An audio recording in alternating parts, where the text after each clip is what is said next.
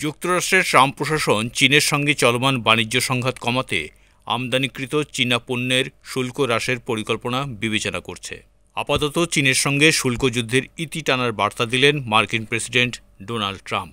Oval অফিসে বসে দেওয়া এক বক্তব্যে ট্রাম্প বলেন, তিনি বেইজিংয়ের সঙ্গে আসন্ন আলোচনায় অনেক সদয় হবেন। একই সঙ্গে তিনি জোর দিয়ে এটাও বলেন যে শেষ পর্যন্ত চীনকে বাধ্য হয়ে কোনো না কোনো চুক্তিতে আসতে হবে, অন্যথায় তারা আর যুক্তরাষ্ট্রের বাজারে ব্যবসা করতে পারবে না। ট্রাম্পের ওই বার্তার পরেই চাঙ্গা হয়ে উঠেছে আমেরিকার শেয়ার বাজার।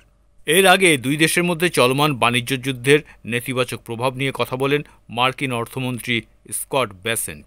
তিনি বলেন, উচ্চ শুল্ক চীন ও যুক্তরাষ্ট্রের মধ্যে বাণিজ্যকে কার্যকরভাবে বন্ধ করে দেবে। ওভাল স্ট্রিট কার্যালয়ে এক প্রতিবেদনে বলা হয়েছে, এই পরিকল্পনার অংশ হিসেবে বর্তমানে চীনা পণ্যের ওপর প্রযোজ্য 145% শুল্ক কমিয়ে 50 থেকে 65% মধ্যে আনা হতে পারে।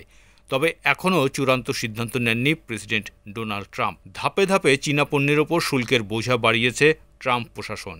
আমেরিকায় আমদানি হওয়া চীনা পণ্যে শুল্কের পরিমাণ বাড়তে বাড়তে এখন 245%। বিভিন্ন দেশের উপর আমদানি শুল্ক চাপিয়েও 90 দিনের জন্য তা স্থগিত রেখেছেন ট্রাম্প। ওই সময়সীমার মধ্যে কোনো দেশ আমেরিকার সঙ্গে আলোচনায় বসতে চাইলে দরজা খোলা রয়েছে বলেও জানিয়েছেন মার্কিন প্রেসিডেন্ট। কিন্তু 90 দিনের এই ছাড় পায়নি শুধু চীন।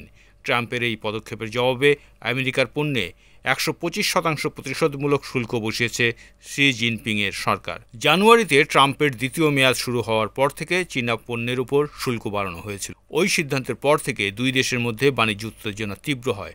বর্তমানে আলোচনার মাধ্যমে এই সংঘাত সমাধানের চেষ্টা চলছে।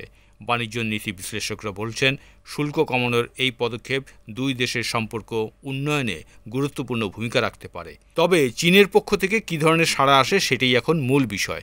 এর আগে আন্তর্জাতিক মুদ্রা তহবিল IMF বিশ্বব্যাপী অর্থনৈতিক প্রবৃদ্ধির পূর্বাভাস হ্রাস করে জানায়, ট্রাম্পের বাণিজ্য যুদ্ধ বিশ্ব অর্থনীতিকে গুরুতর মন্দার দিকে ঠেলে দিচ্ছে এবং যুক্তরাষ্ট্রেও মন্দার ঝুঁকি বাড়ছে।